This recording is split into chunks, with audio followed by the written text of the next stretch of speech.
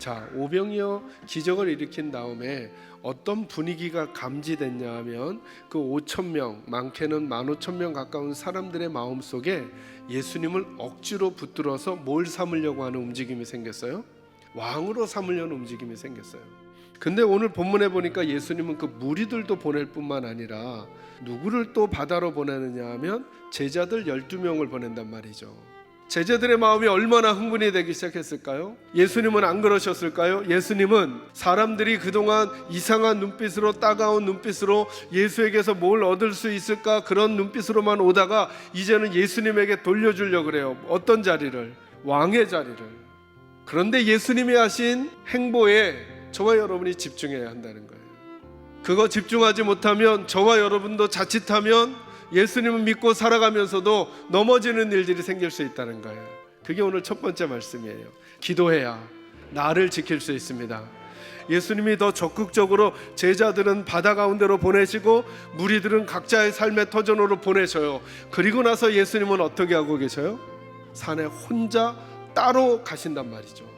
자기는 어떤 꿈을 꾸고 있고 자신은 어떤 삶을 살기를 원하고 어떻게 세상을 변하게 하고 싶다라는 당신의 거창한 플랜을 얘기하지 않고 도리어 어디로 가시느냐 하면 아무도 없는 자리, 자기를 향해 박수를 쳐주는 사람도 없는 자리, 역시 우리가 예수를 따르기를 잘했어라고 흥분하는 제자들도 없는 외로운 자리로 가고 계신다는 거죠.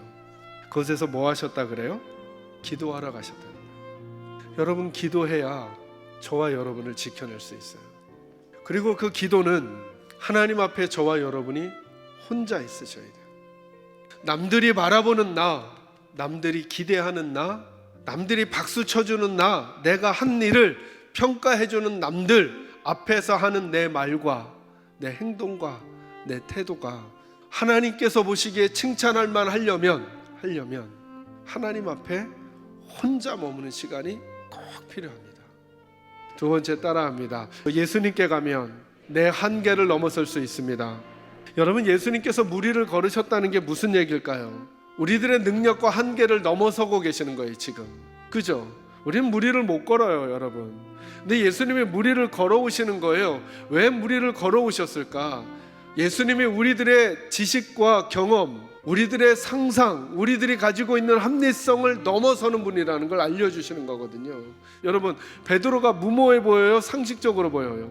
무모해 보이죠. 상식적으로 보이는 사람들은 누구예요? 모두 다 이 11명의 제자들이고 나머지 제자들은 이런 생각 안 한 거예요. 근데 지금 베드로가 무모한 도전을 하고 있는 거예요. 근데 그 무모한 도전을 하는 방향성을 보라는 거예요. 누구에게로 가고 있는 거예요 지금? 예수께로 가는 거죠. 예수께로 갔더니 자신의 한계를 넘어서고 있는 거예요. 나머지 11명은요 예수님께로 안 가면서 자신의 한계를 넘어서지 않는 거예요. 여러분 한번 생각해 보셔요. 예수 믿고 산다는 게 뭘까요? 우리들의 한계 속으로, 우리들의 수준 안으로 예수님 모셔와서 예수님도 우리가 하는 수준의 것을 하도록 하시는 걸까요? 아니면 예수님의 한계 안으로 우리가 들어가는 거예요. 그래서 예수님이 하시는 일들을 우리가 경험하며 사는 거예요. 세 번째는 이거예요. 따라합니다. 예수님께 시선을 고정해야 합니다. 24절 보세요. 24절. 배가 이미 육지에서 술이나 떠나서 바람이 거스름으로 물결로 말미암아 고난을 당하더라. 아멘. 이미 제자들은 뭐가 거슬러요? 역풍이 막 불고 그리고 물결 때문에 이미 고생하고 있었단 말이죠. 그때 예수님은 걸어오셨어요. 그러니까 무슨 말이에요? 베드로가 무리를 걸을 때도 모와 모는 원래 있었어요. 바람도 파도도 있었던 거죠. 그런데 어떻게 안 빠졌어요? 누구를 보고 가니까? 예수님 보니까. 그런데 원래부터 있던 바람과 원래부터 있던 파도인데 예수님 안 보고 문제를 보니까 빠져들어갔다는 거예요. 이렇게 말씀드려도 될까요? 그러므로 문제가 아니라 문제를 바라보는 우리들의 마음이 문제인 거죠.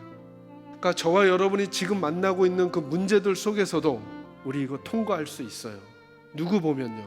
예수님 보면.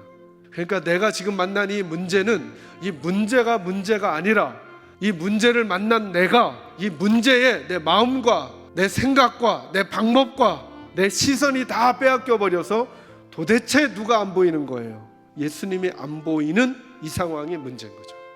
아픔을 줬던 교회, 아픔을 줬던 목회자, 아픔을 줬던 공동체, 아픔을 줬던 지체들 때문에, 그 문제 때문에 물속에 빠져들어가는 베드로처럼 살지 마시고, 그 문제가 존재함에도 불구하고 여전히 내 삶을 바꾸시는 분은 주님이라는 사실을 부여잡으시고 그 주님만 홀겁게 붙드시고 다시 여러분의 믿음의 삶을 아름답고 의미 있게 하나님 앞에서 복되게 살아가시는 우리 식구들 모두가 꼭 되시기를 주의 이름으로 축원합니다.